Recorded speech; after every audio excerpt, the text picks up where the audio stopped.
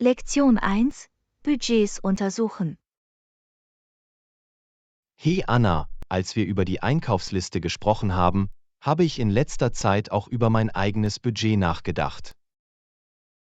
Oh ja? Was haben Sie in Bezug auf Ihr Budget in Betracht gezogen? Nun, ich möchte sichergehen, dass ich mein Geld mit Bedacht verwende, vor allem für lebensnotwendige Dinge wie Essen. Das ist so wichtig. Es geht darum, das richtige Gleichgewicht zwischen Bedürfnissen und Wünschen zu finden, oder? Exakt. Ich stimme zu, dass Sie alle etwas Einzigartiges zu bieten haben, aber ich denke auch über die Budgetbeschränkungen nach. Vollkommen. Es geht darum, das Wichtigste zu priorisieren und gleichzeitig Spielraum für eine gewisse Flexibilität zu lassen. Absolut. Ich versuche, das zu berücksichtigen, wenn ich meine Ausgaben plane. Haben Sie irgendwelche Tipps zur Budgetierung? Nun, eine Sache, die mir wirklich geholfen hat, ist, meine Ausgaben genau zu verfolgen.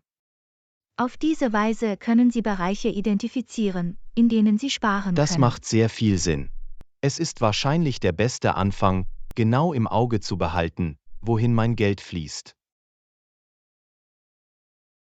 Lektion 2: Diversität beim Reisen.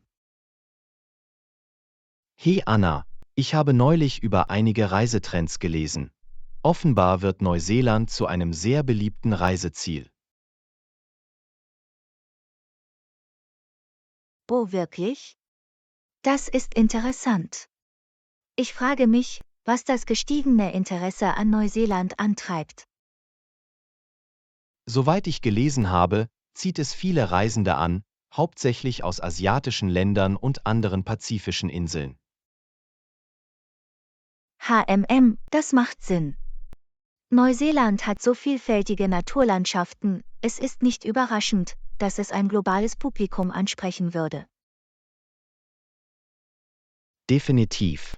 Und ich denke, dass der Fokus des Landes auf Nachhaltigkeit und Ökotourismus auch für viele Menschen ein großer Anziehungspunkt ist. Absolut. Die Gelegenheit, in eine einzigartige Kultur und Umgebung einzutauchen, ist so reizvoll. Ich stimme zu. Verschiedene Orte zu erkunden und diese Vielfalt zu erleben, macht Reisen so bereichernd. Vollkommen. Es öffnet einem wirklich die Augen für neue Perspektiven und Lebensweisen.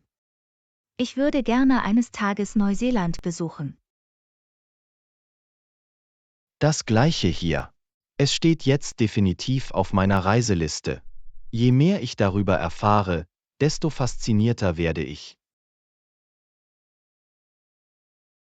Lektion 3: In den Geschäften navigieren. Hey Anna, ich muss ein paar Dinge aus dem Laden abholen. Willst du mit mir kommen? Klar, ich helfe gerne mit. Was suchst du? Nun, ich brauche ein paar neue Socken und ein paar Haushaltsgegenstände. Hast du irgendwelche Empfehlungen, wohin du gehen solltest? Lass mich nachdenken. Das Kaufhaus die Straße runter hat normalerweise eine gute Auswahl an Socken. Und das Haushaltswarengeschäft nebenan ist ideal, um die Dinge des täglichen Bedarfs zu finden. Wunderbar, danke für den Tipp. Sollen wir zusammen dorthin gehen? Unbedingt. Ich helfe Ihnen gerne dabei, das zu finden, was Sie brauchen. Großartig. Ich bin mir sicher, dass es nützlich sein wird, ein zusätzliches Paar Augen zu haben. Definitiv. Außerdem macht es immer mehr Spaß, mit einem Freund einzukaufen. Ich stimme zu. In Ordnung, schauen wir mal, was wir finden können. Lektion 4: Vom Frühling träumen. Hey Anna, warst du schon einmal während der Kirschblütenzeit in Japan?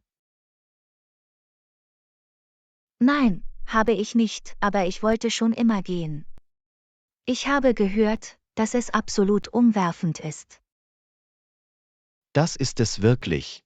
Die zarten rosa Blüten vor dem blauen Himmel sind einfach atemberaubend. Das kann ich mir nur vorstellen. Ich habe Fotos gesehen, aber ich wette, in Wirklichkeit ist es noch schöner. Ist es? Die Atmosphäre ist so ruhig und friedlich. Jeder scheint langsamer zu werden und die natürliche Schönheit zu schätzen.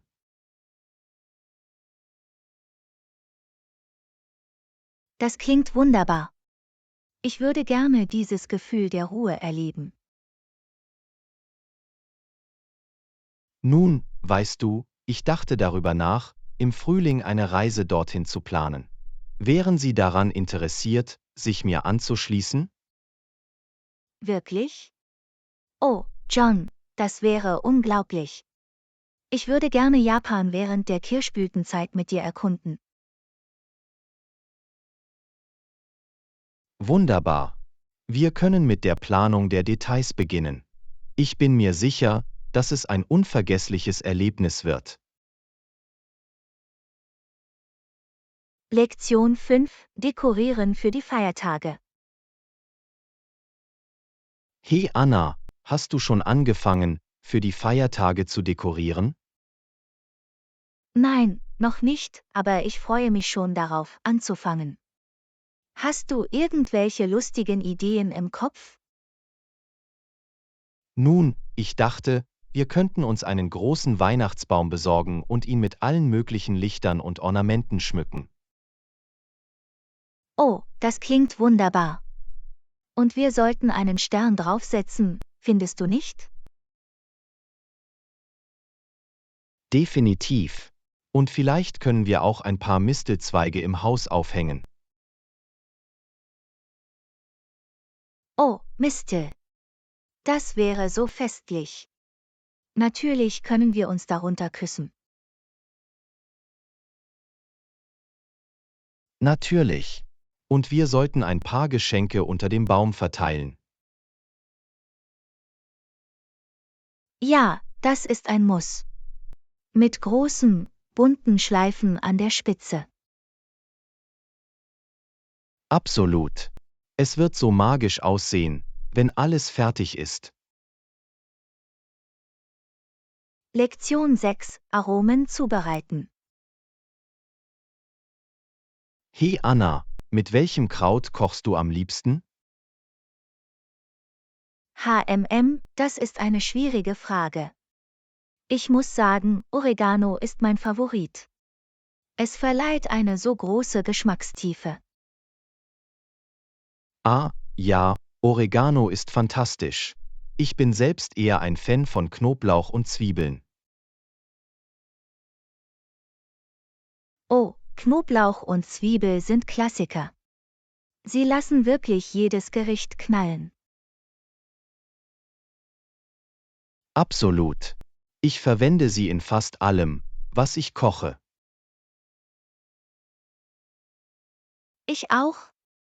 Sie sind eine so vielseitige Geschmacksbasis. Definitiv. Haben Sie schon einmal versucht, etwas Oregano mit Knoblauch und Zwiebel zu vermischen? Nein, aber das klingt köstlich. Das muss ich beim nächsten Mal versuchen.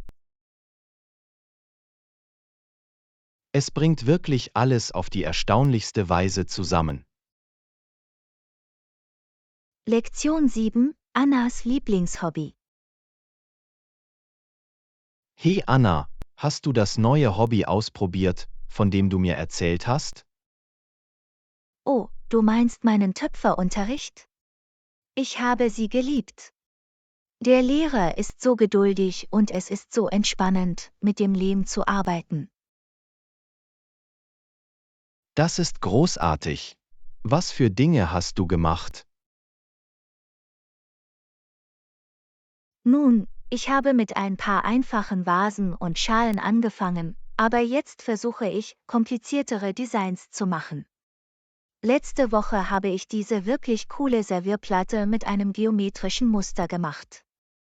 Wow, das klingt beeindruckend. Ich würde mich freuen, deine Kreationen irgendwann zu sehen. Unbedingt. Ich bin wirklich stolz darauf, wie sie sich entwickelt haben. Es war so lustig, ein neues Hobby in die Hand zu nehmen. Das kann ich mir vorstellen. Es muss wirklich befriedigend sein, etwas mit eigenen Händen zu machen. Definitiv. Es ist auch eine schöne Pause von meinem Tagesjob. Das Töpferstudio hat eine so beruhigende Atmosphäre. Das ist wunderbar. Ich freue mich, dass du etwas gefunden hast, das dir so viel Spaß macht. Lektion 8: Haushaltsgegenstände. Hey Anna, warst du in letzter Zeit im Laden? Ich muss ein paar Dinge abholen. Nein, habe ich nicht. Wonach suchst du? Nun, mir gehen einige Haushaltsgegenstände wie Spülmittel, Toilettenpapier und Waschmittel aus. Oh, das sind wichtige Dinge, die man im Haus haben sollte. Lass mich nachdenken, was brauchst du sonst noch, um deine Vorräte aufzufüllen? Ich brauche auch ein paar neue Glühbirnen, einen Schwamm für die Küche und vielleicht ein paar andere Reinigungsmittel. Klingt nach einer guten Liste. Vergessen Sie auch Dinge wie Batterien, Folie und Plastiktüten nicht. Sie sind praktisch für alle Arten von Haushaltszwecken. Guter Punkt.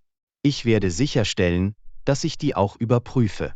Würdest du mir empfehlen, noch etwas abzuholen? Nun, wenn du gehst, könntest du dir auch ein paar Snacks oder Getränke holen. Es ist immer schön, die zur Hand zu haben, wenn Gäste vorbeikommen. Das ist eine tolle Idee. Ich werde sicherstellen, dass ich mich mit einigen unserer Lieblingsleckereien eindecken werde. Lektion 9: Sport und Freizeit. Hey, hast du das große Spiel gestern Abend gesehen? Nein, ich habe es verpasst. Welcher Sport war das? Es war das Meisterschaftsspiel unserer lokalen Fußballmannschaft. Sie haben so gut gespielt und den Titel gewonnen.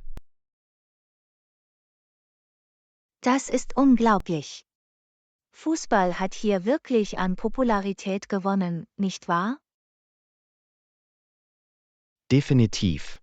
Es ist zu einer der meistgesehenen und gespielten Sportarten geworden, sogar mehr als einige der traditionellen Sportarten. Ich verstehe warum. Es ist so ein aufregendes und schnelles Spiel. Spielst du dich selbst? Das tue ich sogar. Ich bin Teil einer Amateurligamannschaft, die sich ein paar Mal pro Woche trifft, um zu trainieren und an Wettkämpfen teilzunehmen. Das ist großartig. Ich wette, es macht viel Spaß, Teil eines solchen Teams zu sein. Das ist es wirklich. Es ist eine großartige Möglichkeit, aktiv zu bleiben und neue Leute kennenzulernen, die dieselbe Leidenschaft für den Sport teilen. Lektion 10: Stadtleben. Nun, es hat seine Vor- und Nachteile. Die Bequemlichkeit, in der Nähe von allem zu sein, ist nett, aber der Verkehr kann ein echtes Problem sein. Das ist wahr. Ich habe aber gehört, dass die öffentlichen Verkehrsmittel in der Stadt ziemlich gut sind. Ist es, aber während der Hauptverkehrszeit kann es immer noch voll werden. Der Lärm und die Menschenmassen können auch etwas überwältigend sein. Ich verstehe. Was ist mit den Lebenshaltungskosten? Ich habe gehört, dass Mieten und Preise in der Stadt tendenziell höher sind. Oh, auf jeden Fall. Wohnen und Lebensmittel sind im Vergleich zu den Vororten oder ländlichen Gebieten um einiges teurer. Das muss ich berücksichtigen. Denken Sie aber, dass sich die Kompromisse lohnen? Es hängt wirklich von Ihrem Lebensstil und Ihren Prioritäten ab. Wenn Ihnen der Trubel nichts ausmacht, kann die Stadt ein aufregender Ort zum Leben sein. Das ist ein gutes Argument. Ich muss die Vor- und Nachteile sorgfältig abwägen, bevor ich mich entscheide. Klingt nach einem Plan. Lassen Sie mich wissen, wenn Sie weitere Fragen haben, während Sie den Umzug in Betracht ziehen. Lektion 11: Reiseplanung. Hey Anna, ich fange an, eine Reise nach Europa zu planen. Hast du irgendwelche Empfehlungen? Europa, wie aufregend. Welche Länder möchten Sie besuchen? Nun, ich würde gerne ein paar der großen Städte wie Paris, London und Rom sehen. Das sind alles fantastische Entscheidungen. Hast du darüber nachgedacht, wie du dich fortbewegen wirst, wenn du dort bist? Nicht wirklich. Ich bin mir nicht sicher, ob ich Flüge zwischen den einzelnen Städten buchen oder nach Zügen oder Bussen suchen sollte. Das ist eine gute Frage.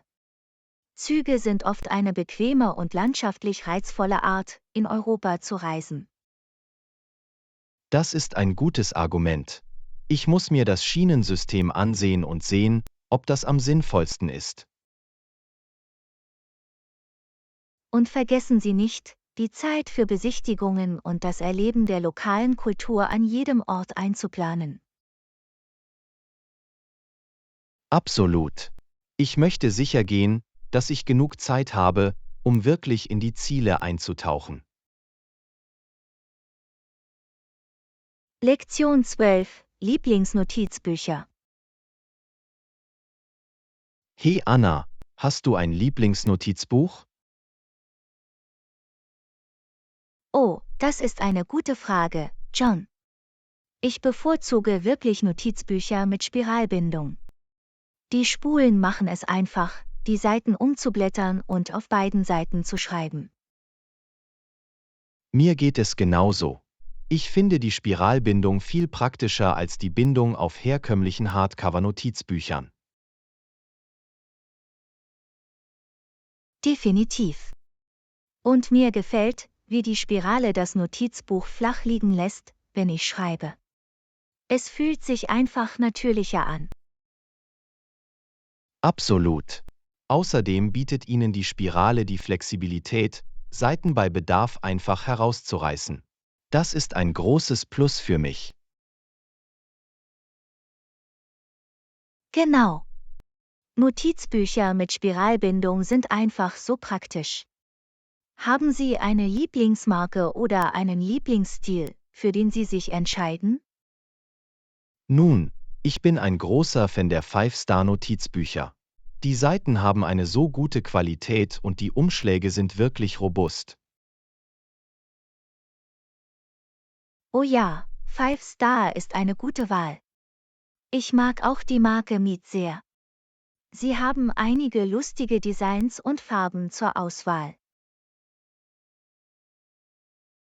Mead ist auch solide. Die gemusterten Umschläge können Ihrem Notizbuch eine schöne persönliche Note verleihen.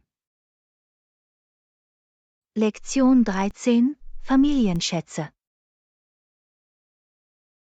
Hallo Anna, bist du schon einmal auf besondere Familienerbstücke oder Souvenirs von deinen Reisen gestoßen? Ah ja, ich habe ein paar Lieblingsstücke. Ich habe zum Beispiel diese wunderschöne Halskette, die meiner Großmutter gehörte. Sie wurde von Generation zu Generation weitergegeben. Das ist wunderbar. Ich habe auch ein paar sentimentale Gegenstände, wie diese Taschenuhr, die mir mein Vater vor seinem Tod geschenkt hat. Es ist einer meiner wertvollsten Besitztümer. Das ist so rücksichtsvoll. Ich kann mir vorstellen, wie viel dir diese Uhr bedeutet. Hast du noch andere besondere Gegenstände, die du im Laufe der Jahre gesammelt hast? Definitiv. Ich habe eine Sammlung von Postkarten von allen Orten, an die ich gereist bin. Jeder erinnert mich an wundervolle Erinnerungen und Erlebnisse. Das ist eine nette Idee. Ich habe auch ein paar solche Souvenirs. Ich habe zum Beispiel diese kleine Holzfigur, die ich auf einer Reise nach Mexiko gekauft habe. Es ist zu einer schönen kleinen Dekoration in meinem Zuhause geworden. Das klingt wunderschön. Es ist erstaunlich, wie diese einfachen Objekte für uns so viel Bedeutung haben können. Absolut. Diese sentimentalen Gegenstände helfen uns wirklich, uns mit unserer Vergangenheit und den Menschen und Orten zu verbinden, die unser Leben geprägt haben. Ich könnte nicht mehr zustimmen. Es ist wunderbar, uns mit diesen bedeutungsvollen Erinnerungen umgeben zu können. Lektion 14: Fitnessreise. Hey Anna, mir ist aufgefallen, dass du in letzter Zeit richtig fit aussiehst. Hast du an einer neuen Trainingsroutine gearbeitet? Warum? Ja, habe ich. Ich habe mit einer Kombination aus Cardio und Krafttraining begonnen, und das hat einen echten Unterschied gemacht. Das ist toll zu hören. Was für eine Art von Cardio hast du gemacht?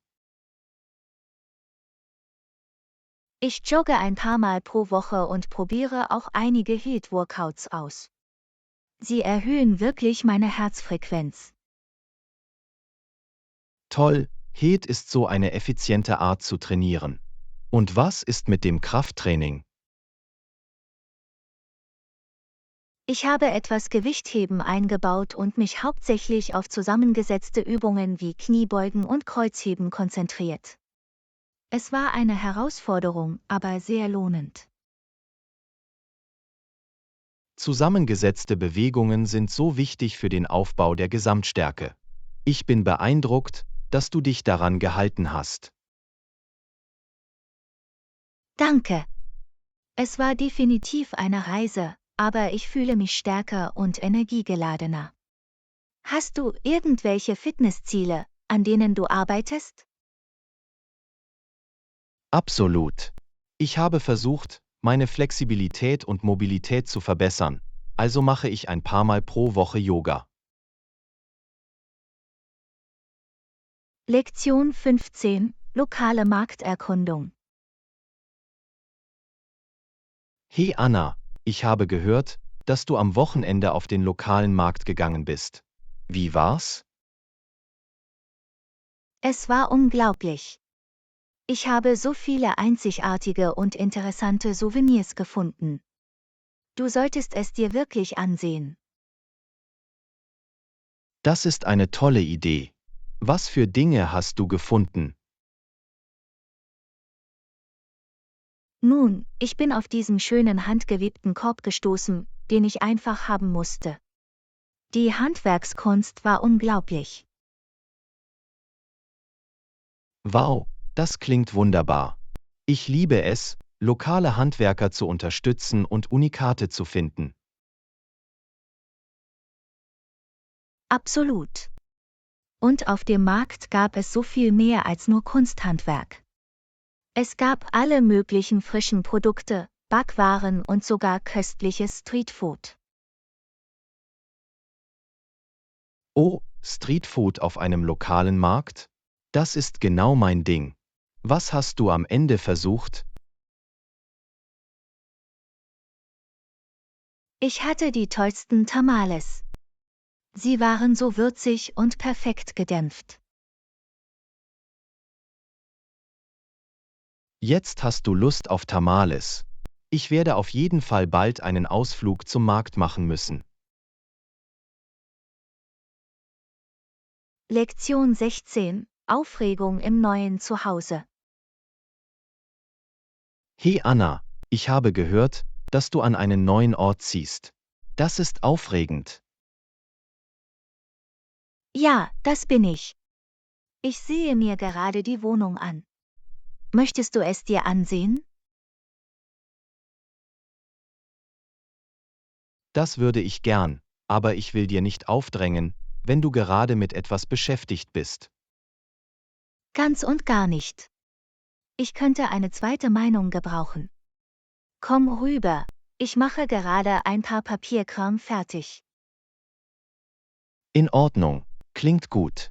Ich gehe jetzt rüber. Sag mir einfach die Adresse. Wunderbar, ich schicke es dir. Ich kann es kaum erwarten, dass du den Ort siehst.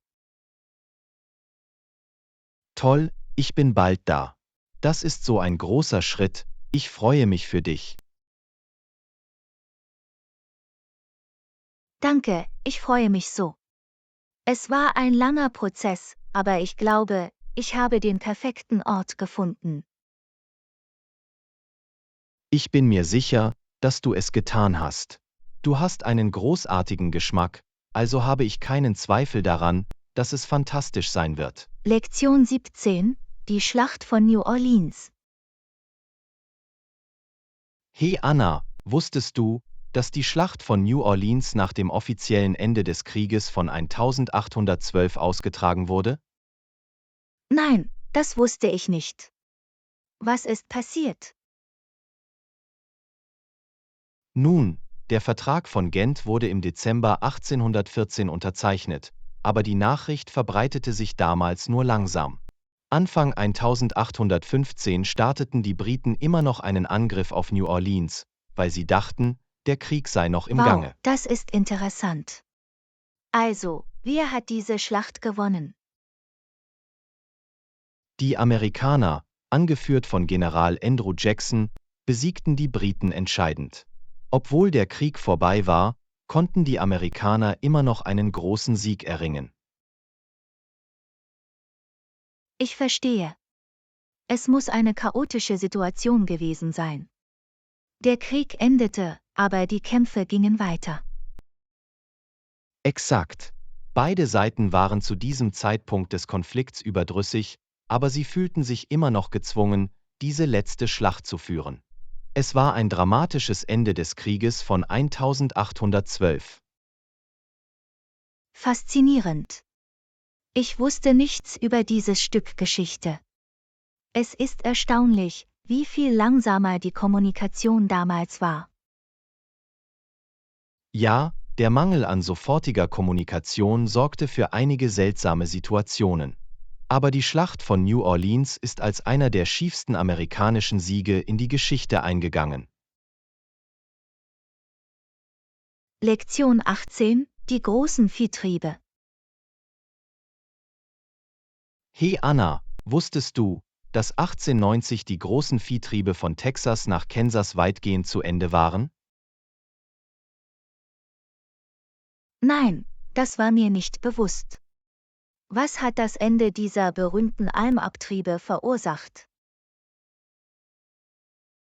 Nun, als sich das Eisenbahnnetz nach Westen ausdehnte, wurde es viel einfacher und effizienter, Vieh mit dem Zug zu transportieren, als auf langen, beschwerlichen Viehtrieben. Ich verstehe, das macht Sinn. Die Eisenbahnen müssen die Viehwirtschaft wirklich verändert haben. Exakt. Die Zeiten der Cowboys, die Tausende von Langhornrindern über die Great Plains trieben, gingen zu Ende, als die Eisenbahnlinien weiter nach Westen reichten. Wow, das muss das Ende einer Ära gewesen sein. Diese Viehtriebe klangen wie ein typischer Teil des amerikanischen Westens.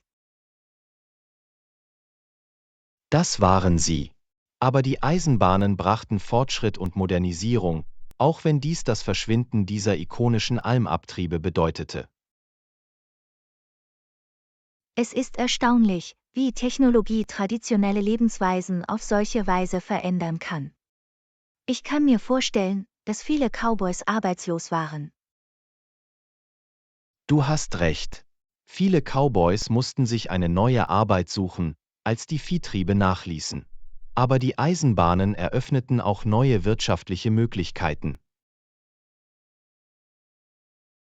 Lektion 19. Die Olympischen Spiele und die Politik. Hey Anna, wusstest du, dass das Internationale Olympische Komitee versucht, die Olympischen Spiele so unpolitisch wie möglich zu halten? Oh, wirklich? Das war mir nicht bewusst. Warum ist das so? Nun, das IOC ist der Ansicht, dass die Olympischen Spiele eine Feier des Sports und der sportlichen Leistungen sein sollten, keine Bühne für politische Stellungnahmen oder Agenden. Das macht Sinn. Die Olympischen Spiele sollen die Welt durch freundschaftliche Wettkämpfe zusammenbringen. Exakt.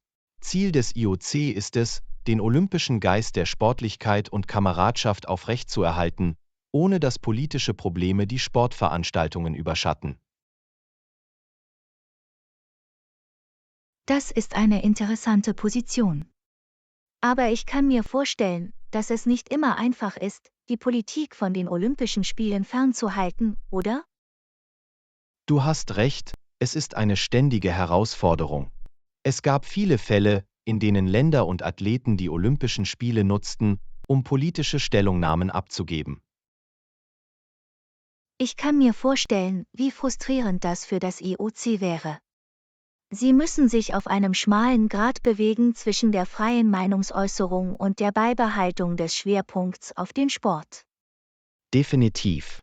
Das IOC ist jedoch weiterhin fest davon überzeugt, dass die Olympischen Spiele eine politisch neutrale Veranstaltung sein sollten, bei der das sportliche Potenzial der Menschheit gefeiert wird. Lektion 20. Fallschirmsprungabenteuer. Hey Anna, warst du schon einmal Fallschirmspringen? Nein, habe ich nicht. Aber ich wollte es schon immer ausprobieren. Wie ist es? Es ist eine unglaubliche Erfahrung. Der Nervenkitzel, frei zu fallen und die Welt von so hoch oben zu sehen, ist mit nichts anderem vergleichbar. Wow, das klingt unglaublich. Ich kann mir vorstellen, dass der Adrenalinschub unglaublich sein muss. Das ist es wirklich. Die ersten Sekunden des freien Falls sind einfach pure Erheiterung. Du fühlst dich, als würdest du fliegen. Ich wette. Und dann wird der Fallschirm ausgelöst und du schwebst sanft zurück zur Erde, richtig? Exakt. Der Abstieg mit dem Fallschirm ist nach dem ersten Adrenalinschub so friedlich und heiter. Es klingt nach der perfekten Kombination aus Aufregung und Ruhe. Ich würde es gerne eines Tages ausprobieren. Das solltest du auf jeden Fall. Fallschirmspringen ist wirklich ein Erlebnis auf der Wunschliste. Die Aussichten sind atemberaubend. Lektion 21. Der erste Flug des Imperiums. Hey Anna, wusstest du, dass der erste Motorflugzeugflug im britischen Empire 1909 stattfand? Nein, das wusste ich nicht. Wo fand dieser historische Flug statt? Es ereignete sich in Baddeck, Nova Scotia, an der Alexander Graham Bell Experimentalstation. Wow, das ist faszinierend. Mir war nicht bewusst, dass Kanada eine so frühe Rolle in der Luftfahrtgeschichte gespielt hat. Exakt. Der Flug dauerte nur etwa eine halbe Meile, war aber ein bedeutender Meilenstein für die Luftfahrt. Eine halbe Meile? Das scheint nicht sehr weit zu sein. Aber ich denke, es war der Beginn von etwas Revolutionärem. Absolut. Es war das erste Mal, dass ein im britischen Empire entworfenes und gebautes Flugzeug einen motorisierten, kontrollierten Flug erreichte. Das muss damals ein unglaublicher Anblick gewesen sein. Was war das für ein Flugzeug? Es war ein Design von Bell und seinem Team, genannt Silver Dart.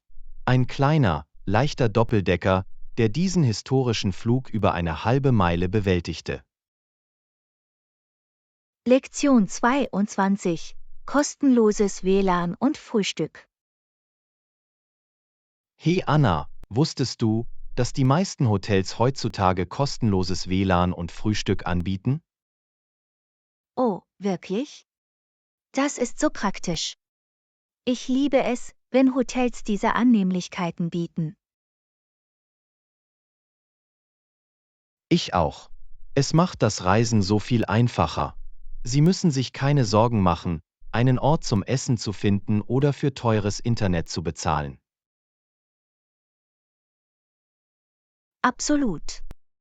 Und das kostenlose Frühstück ist ein guter Start in den Tag. Sie können tanken, bevor Sie die Stadt erkunden. Exakt. Und mit kostenlosem WLAN können Sie in Verbindung bleiben und all Ihre Abenteuer in den sozialen Medien teilen. Definitiv. Es sind die kleinen Dinge, die einen großen Unterschied machen, wenn man nicht zu Hause ist. Definitiv. Hotels, die diese Extras anbieten, fallen heutzutage wirklich auf. Absolut. Es ist für viele Reisende zu einer Erwartung geworden. Ganz gewiss. Es ist ein netter Vorteil, der das Gesamterlebnis um ein Vielfaches verbessert. Lektion 23. Einkaufen bis spät in die Nacht. Hey Anna, wusstest du, dass einige Geschäfte in der Stadt ziemlich spät geöffnet haben? Oh, wirklich? Das ist gut zu wissen. Um wie viel Uhr schließen die meisten? Die meisten von ihnen schließen gegen 22 Uhr, aber es gibt einige, die auch später geöffnet haben. Wow, das ist praktisch.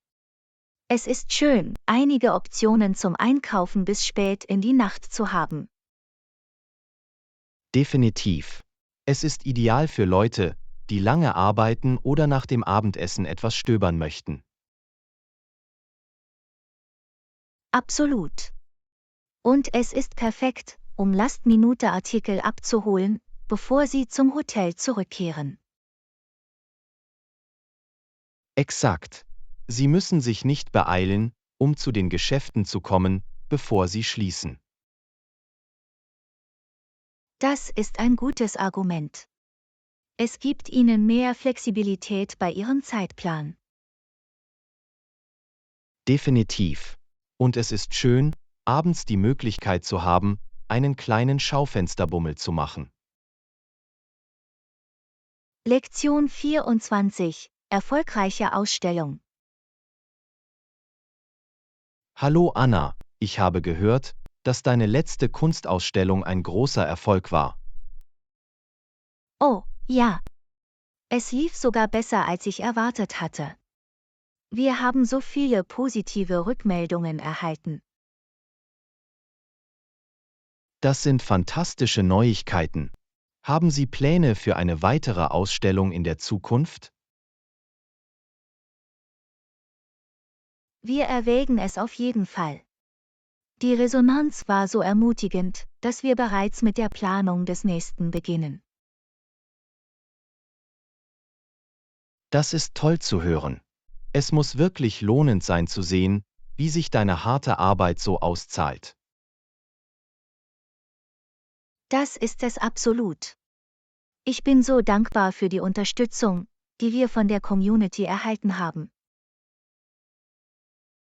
Das kann ich mir vorstellen. Es ist immer eine Bestätigung, wenn die Leute die Kunst schätzen, die du kreierst. Definitiv. Das motiviert mich, meine kreativen Grenzen weiter zu überschreiten. Ich wette. Nun, ich freue mich wirklich für dich. Das muss eine so aufregende Zeit sein. Lektion 25. Musikinstrumente. Hey Anna, ich habe gehört, dass es auf der neuen Kunstausstellung einige interessante Musikinstrumente gibt. Oh, wirklich? Das wusste ich nicht. Was für Instrumente hatten Sie ausgestellt? Nun, ich habe gehört, dass sie Dinge wie ein Klavier, eine Orgel und sogar eine Trommel hatten. Wow, eine Trommel? Das ist so ein ungewöhnliches Instrument. Das würde ich gerne sehen. Ich weiß, oder? Und das Klavier und die Orgel sind klassisch, aber es ist immer noch faszinierend, sie aus der Nähe zu betrachten. Definitiv. Es muss echt cool sein, mit diesen Instrumenten interagieren zu können. Absolut. Ich wette, Sie haben kleine Plakate, auf denen erklärt wird, wie jedes einzelne funktioniert. Das wäre so informativ. Ich liebe es, etwas über die Mechanik von Musikinstrumenten zu lernen. Ich auch. Das gibt einem wirklich eine neue Wertschätzung für die Kunstfertigkeit, mit der man sie spielt. Lektion 26. Größenbeschränkungen für Gepäck. Hallo Anna, hast du die aktualisierten Richtlinien zur Gepäckgröße für Fluggesellschaften gesehen? Nein, habe ich nicht. Was sind die neuen Regeln? Ich möchte sicher gehen, dass ich für meine nächste Reise richtig packe. Nun, die Abmessungen können nicht größer als 22 mal 14 mal 9 Zoll sein. Oh, gut zu wissen. Das ist eine ziemlich spezifische Größenbeschränkung. Ich muss mein Gepäck noch einmal überprüfen. Ja, sie versuchen, es für alle Fluggesellschaften zu standardisieren. Macht es für alle einfacher. Definitiv. Es ist frustrierend, wenn die Regeln von Fluggesellschaft zu Fluggesellschaft unterschiedlich sind. Vollkommen. Auf diese Weise wissen Sie, was Sie erwartet, egal mit welcher Fluggesellschaft Sie fliegen. Exakt. Es macht das Rätselraten beim Packen überflüssig, was sehr hilfreich ist. Absolutely. And it ensures everyone's bags will fit in the overhead bins. Lektion 27. Es leiser machen. Hey Anna, ich kann mich bei diesem Geräuschpegel kaum denken hören. Wir müssen es leise halten, findest du nicht? Du hast recht, John. Wir wollen die anderen Passagiere nicht stören. Lass uns leiser sprechen. Absolut. Wir sollten auf jeden um uns herum Rücksicht nehmen. Einverstanden. Ich will nicht für Aufsehen sorgen oder schmutzige Blicke bekommen. Ich auch nicht. Wir können immer noch ein fesselndes Gespräch führen, nur in einer vernünftigeren Lautstärke. Exakt. Sie müssen nicht schreien, um unseren Standpunkt zu vermitteln. Definitiv. Ich freue mich, dass wir diesbezüglich auf derselben Seite sind. Ich auch. Es geht darum, die perfekte Balance zu finden. Da hast du recht. Sollen wir unser Gespräch fortsetzen, aber es ruhig halten? Lektion 28. Das Unternehmensdilemma.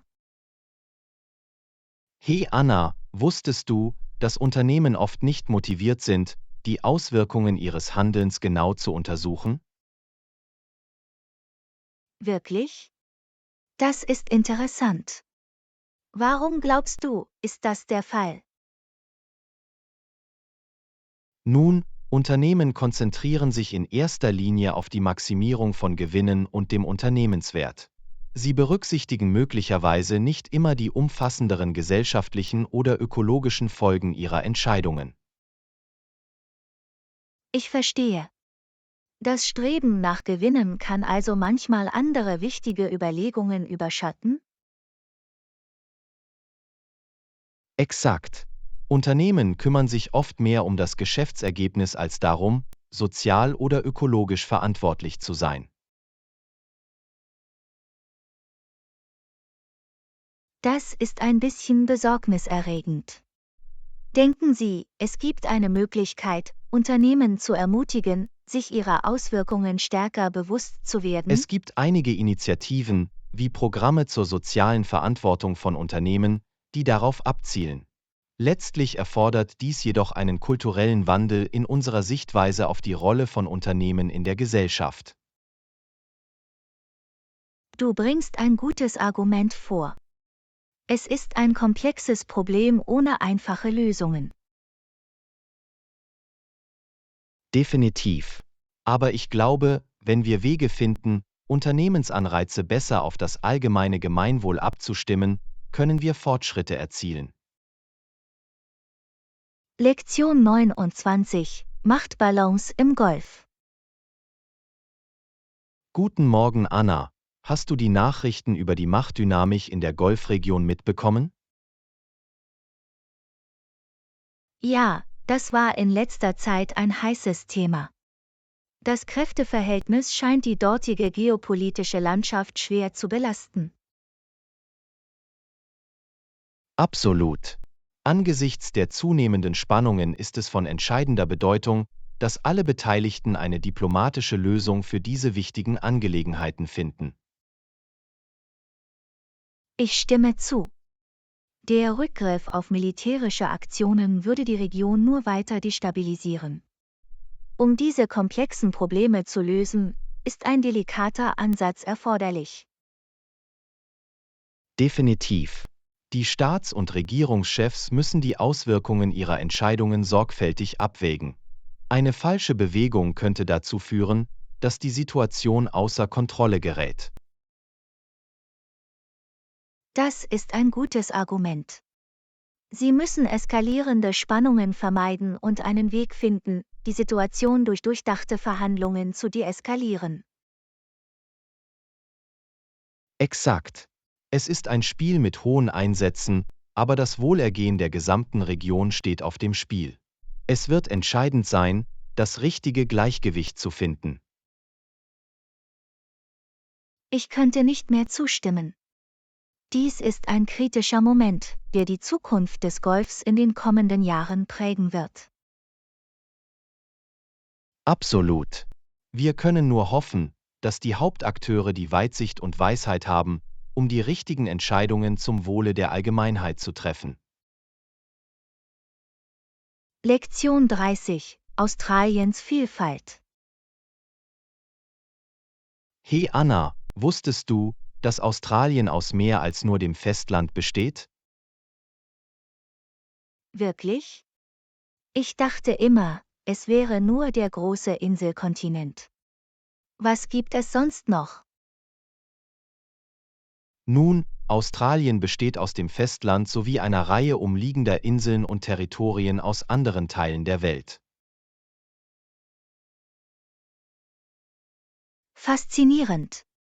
Mir war nicht bewusst, dass das Land jenseits der Hauptlandmasse eine solche geografische Vielfalt hat. Exakt. Es ist eine ziemlich vielseitige Mischung mit Inseln wie Tasmanien, der Weihnachtsinsel und den Kokosinseln, Keeling-Inseln. Wow, ich hatte keine Ahnung. Das trägt wirklich zur Einzigartigkeit Australiens insgesamt bei.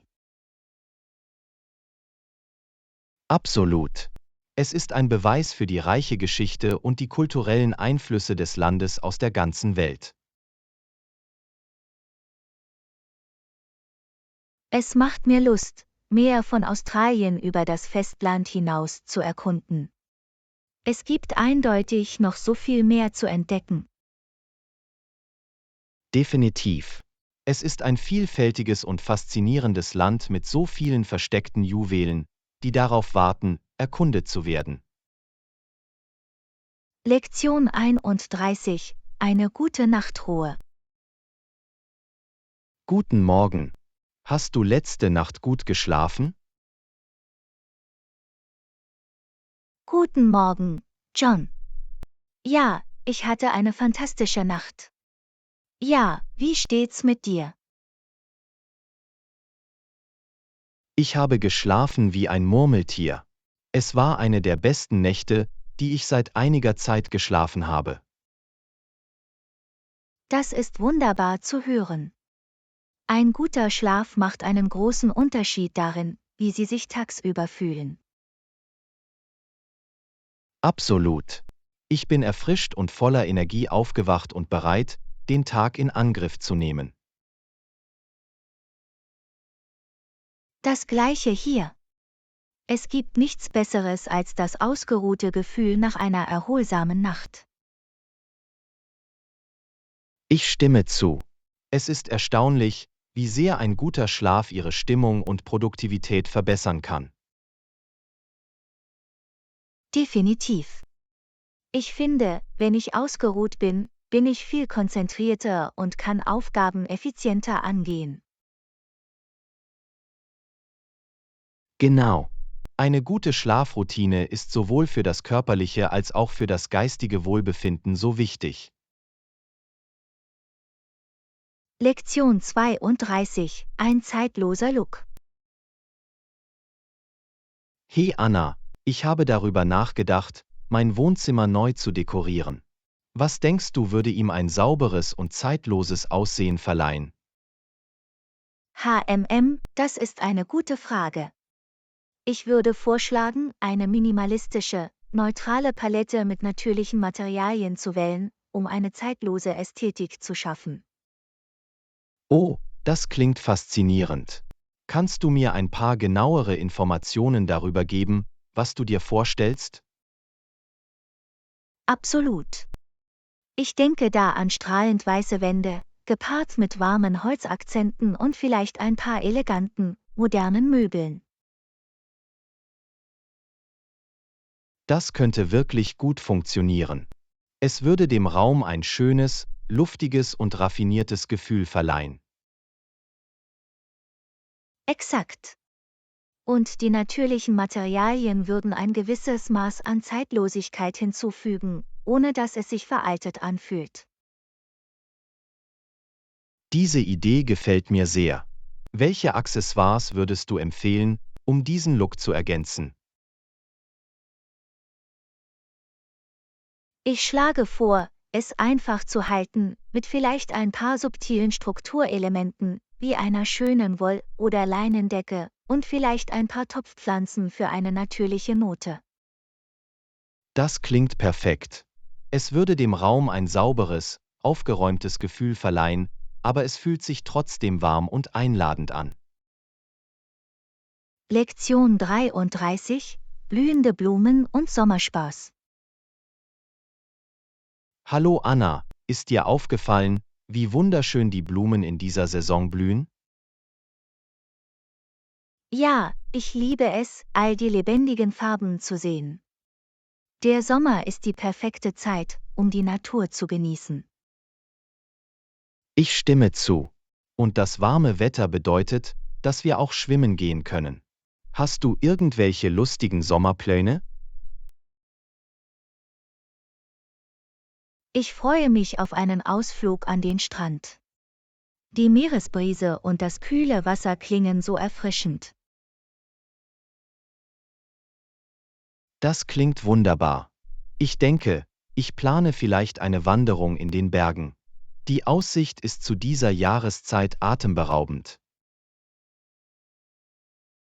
Oh, eine Wanderung klingt herrlich. Du musst ein paar Fotos teilen, wenn du gehst. Definitiv. Ich bin mir sicher, dass die Wildblumen in voller Wucht draußen sein werden.